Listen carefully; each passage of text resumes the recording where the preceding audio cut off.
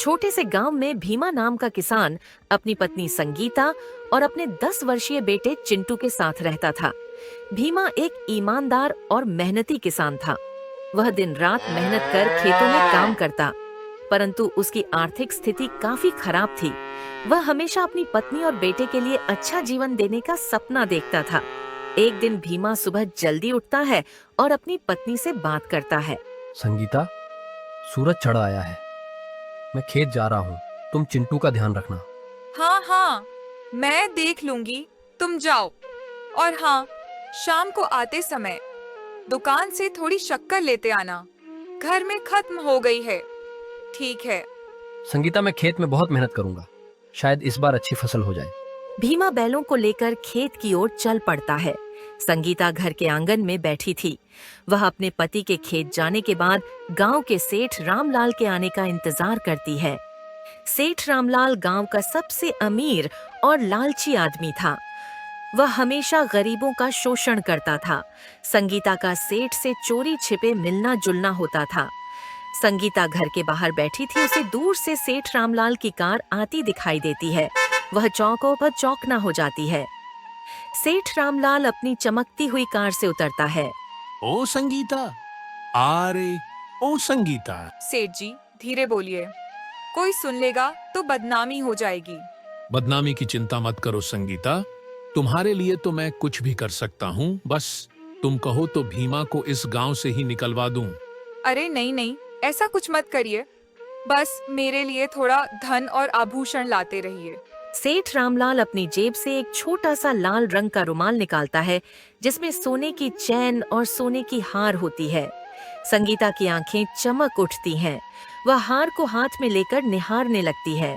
ओहो सेठ जी, आप तो दिल जीत लेते हैं। तुम्हारे लिए कुछ भी करूंगा मेरी रानी, बस तुम भीमा को इसी तरह बेवकूफ बना कर रखो। संगीता हंसती है और सेठ रामलाल को अंदर ले जाती है।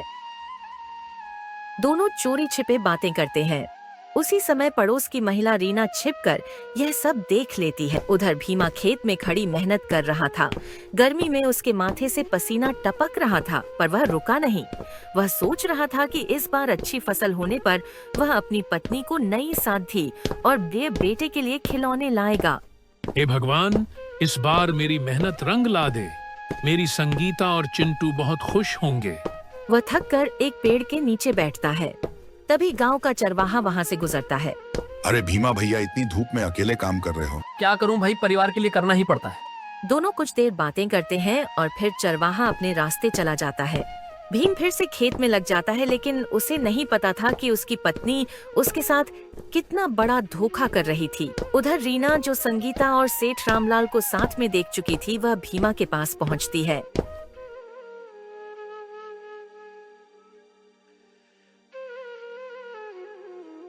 भीमा भाई, तुमसे एक जरूरी बात करनी है। हाँ रीना बहन, बोलो। मुझे नहीं पता कि तुम्हें यह बात बतानी चाहिए या नहीं, पर मैंने आज संगीता को सेठ रामलाल के साथ देखा। वे दोनों बहुत नजदीक थे। क्या ये तुम क्या कह रही हो? संगीता तो घर पर थी। हाँ, वह घर पर ही थी, लेकिन सेठ रामलाल तुम्हारे घर पर ही आया था। मैं सच कह रही हूँ, मैंने अपनी आंखों से देखा। भीमा का चेहरा फीका पड़ जाता है। उसका दिल बैठने लगता है। उसे विश्वास नहीं हो रहा था कि उसकी पत्नी उसे धोखा दे सकती है। वह जल्दी जल्दी अपना हल छोड़कर गांव की ओर दौड़ पड़ता है।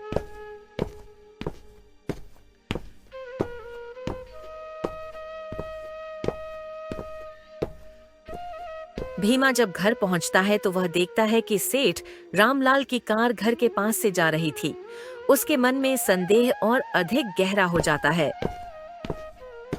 वह घर के अंदर जाता है और देखता है कि संगीता बहुत खुश नजर आ रही थी।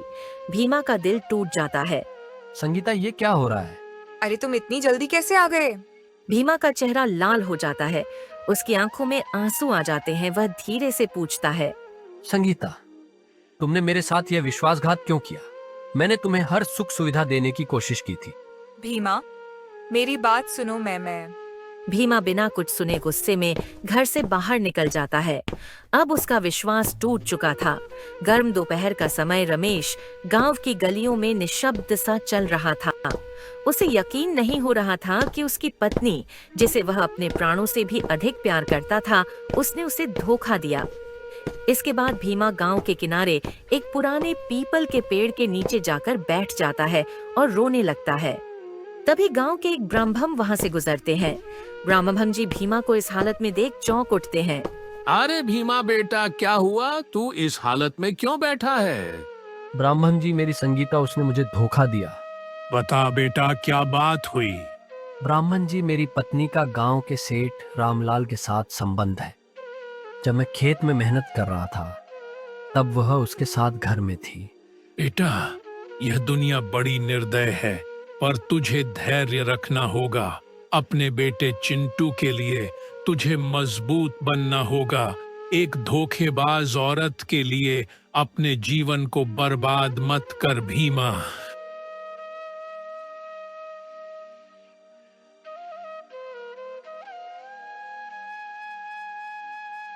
वह उठकर घर लौटने का फैसला करता है।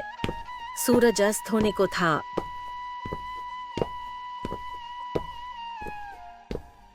भीमा भारी कदमों से अपने घर पहुंचता है। जैसे ही वह घर में दाखिल होता है, वह देखता है कि संगीता आराम से बैठी थी और चिंटू खेल रहा था। अरे भीमा, तुम कहाँ चले गए थे? तुम्हें देखकर लगता है कि तुम बहुत थक गए हो। हाँ संगीता, बहुत थक गया हूँ, बस बहुत थक गया हूँ।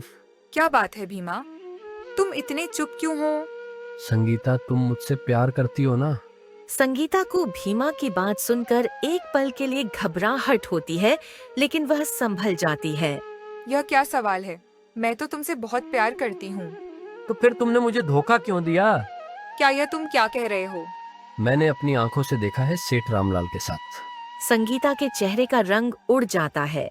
वह इधर उधर देखने लगती है, लेकिन कुछ कहने के लिए शब्द नहीं ढूंढ पाती। भीमा का गुस्सा अब फूट पड़ता है।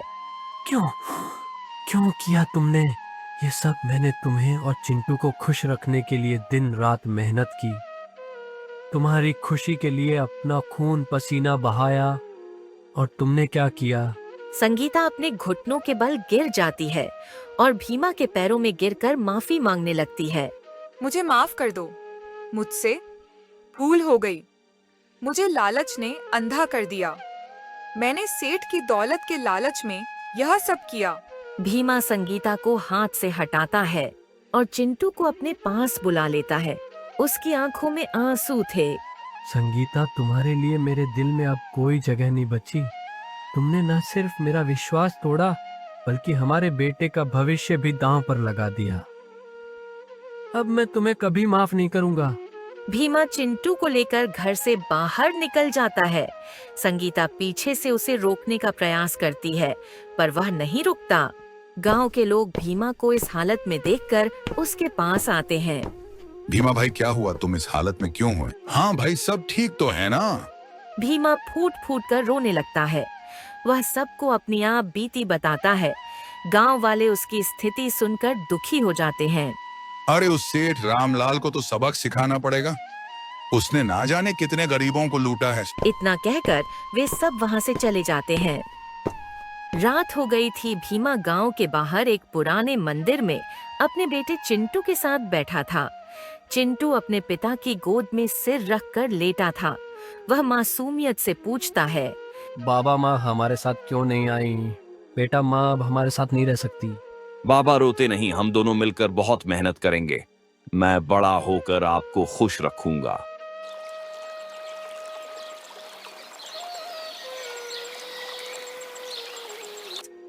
अगली सुबह भीमा के जीवन में अंधेरा छाया हुआ था।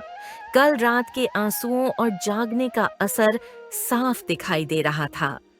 चिंटू उसके गोद में सोया हुआ था। तभी गांव के ब्राह्मण मंदिर में पूजा करने आते हैं। वे भीमा को वहां बैठे देखकर रुक जाते हैं। बेटा भीमा, तू यहाँ क्यों बैठा है? सब गांव वाले तेरी चिंता कर रहे हैं। ब्राह्मण जी, अब मेरे लिए गांव में कुछ नहीं बचा। मेरी पत्नी ने मेरा विश्वास तोड़ दिया मैं अब गांव छोड़कर कहीं दूर चला जाऊंगा। बेटा, भागने से समस्याएं हल नहीं होती। तुझे अपने बेटे के लिए लड़ना होगा। वह मासूम है, उसकी आंखों में तेरा ही प्रतिबिंब है। क्या तू उसे लेकर यूं ही भटकता फिरे? हाँ नहीं ब्राह्मण जी, अब मैं कमजोर नहीं पड़ूंगा। मैं अपने बेटे के लिए जीऊंगा।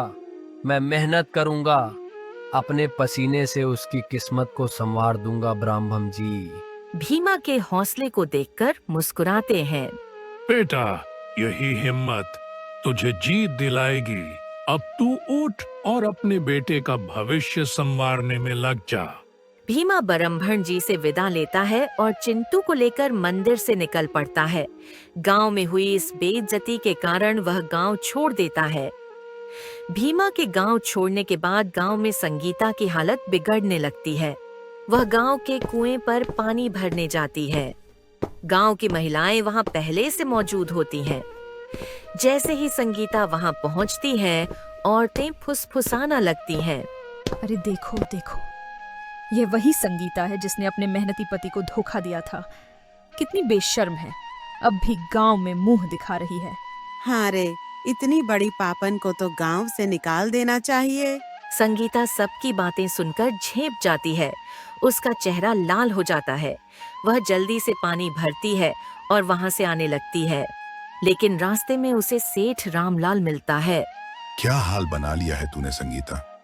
अब तो तेरा पति भी तुझे छोड़ गया। सेठ, सब तेरी वजह से हुआ है। तूने मुझे धोखा दिया। मैं तुझे सबक जरूर सिखाऊंगा। आंखों में पश्चाताप था, लेकिन अब उसे गांव वालों की नफरत झेलनी पड़ रही थी। उधर भीमा अपने बेटे चिंटू के साथ गांव से दूर एक नए गांव में पहुंचता है। वहां वह एक जमींदार के यहाँ पहुंचकर काम मांगता है। काम मिलने के बाद वह एक खेती मजदूर के रूप में काम करने लगता है। वह दिन भर धूप में काम करता और रात को एक छोटी सी झोपड़पट्टी में चिंटू को अपने सीने से लगाकर सुलाता है। एक दिन खेत का मालिक भीमा से बात करता है। अरे भीमा, तू तो बहुत मेहनती आदमी है। अगर तू इसी तरह काम करता रहा तो मैं तुझे अपने खेत का एक हिस्सा किराए पर दे दूंगा। सच में मालिक जी, ठीक है। फिर मैं आपके खेत को ऐसे जोतूंगा जैसे वह मेरा अपना हो। मालिक मुस्कुराकर भीमा का हौसला बढ़ाता है। उधर गांव में सेठ रामलाल की करतूतों का पर्दा फांस होता है।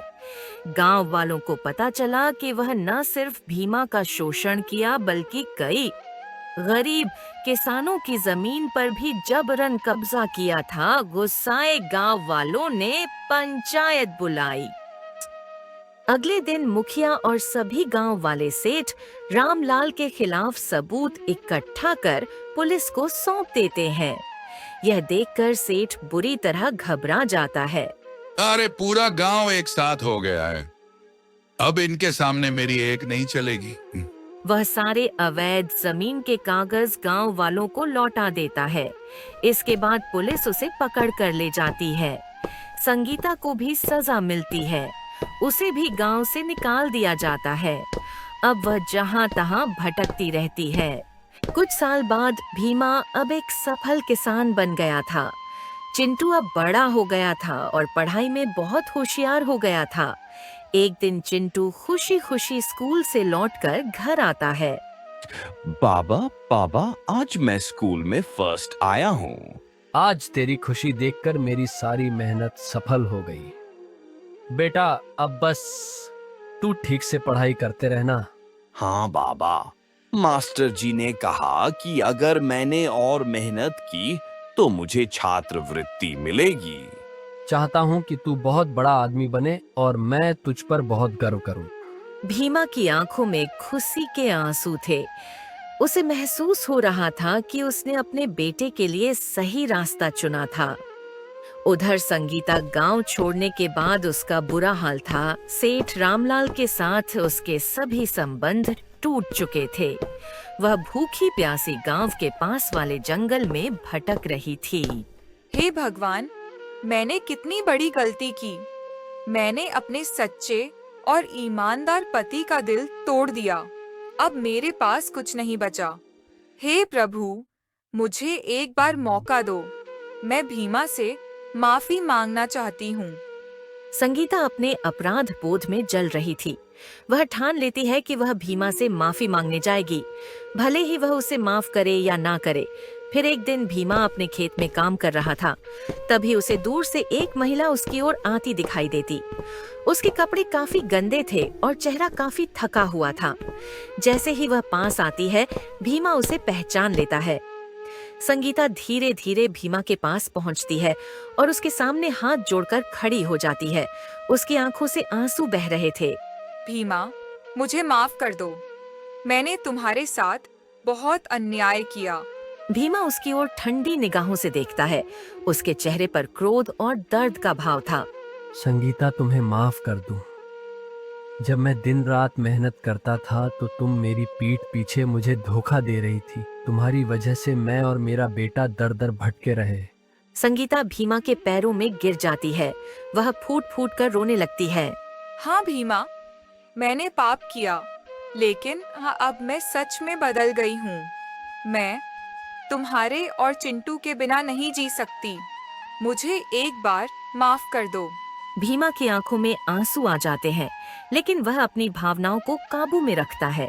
संगीता, माफी मांगने से घाव नहीं भरते। तुमने जो किया उसकी सजा तुम्हें भुगतनी पड़ेगी। अब तुम्हारे लिए मेरी जिंदगी में कोई जगह नहीं रखती। संगीता को अपने कानों पर विश्वास नहीं होता। वह एकटक भीमा को देखती है।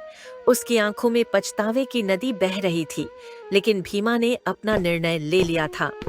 वह संगीता को अनदेखा कर घर की ओर बढ़ जाता है। संगीता भी रोते रोते वहां से चली जाती है। एक दिन भीमा खेत में काम कर रहा था। तभी चिंटू, जो शहर में काम करने चला गया था, अब वापस गांव लौटता है। वह चमकते हुए कपड़ों में था। उसके हाथ में एक बड़ा लिफाफा था। वह अपने पिता के पास आता है। पापा देखो, मुझे बड़ी कंपनी में नौकरी मिल गई है। अब तुम्हें खेत में काम नहीं करना पड़ेगा। भीमा अपने बेटे की सफलता देखकर खुशी से रो पड़ता है। बेटा, तूने मेरा सपना पूरा कर दिया। तूने ने मेरे संघर्ष को सार्थक कर दिया। इसके बाद में दोनों घर लौटते हैं। तभी बीच रास्ते में संगीता उनका रास्ता रोक लेती है। जैसे ही भीमा उसे देखता है, उसकी आंखों में एक क्षण के लिए पुराने घाव ताजा हो जाते हैं, लेकिन अब वह शांत था। संगीता भीमा के पास आकर फूट फूट कर रोने लगती है। भीमा, मुझे माफ कर दो। मैंने तुम्हारा घर उजाड़ दिया था, लेकिन अब मैं मरने से पहले तुमसे माफी मांगना चाहती हूँ। भीमा उसे भावुक नजर से देखता है। संगीता, तुम्हारे धोखे ने मुझे तोड़ दिया था, लेकिन मैंने खुद को और अपने बेटे को संभाल लिया। मैं तुम्हें कैसे अपना लूं? भीमा, मुझे एक बार माफ कर दो। मैं अपनी गलती मान चुकी हूँ। अब मैं मर जाऊंगी। भीमा की आंखें नम हो जाती हैं। वह भले ही संगीता से प्यार नहीं करता था, लेकिन उसे दया आ जाती है। बाबा, माफ कर दो। माँ को अपने पापों का एहसास हो गया है। ठीक है संगीता, मैं तुम्हें माफ करता हूँ। चलो, अब हमारे साथ ही रहना। संगीता को अब थोड़ी शांति मिलती है कि भीमा ने उसे माफ कर दिया। चिंटू की आंखों में आंसू आ जाते हैं। वह अपनी माँ को गले लगा लेता है।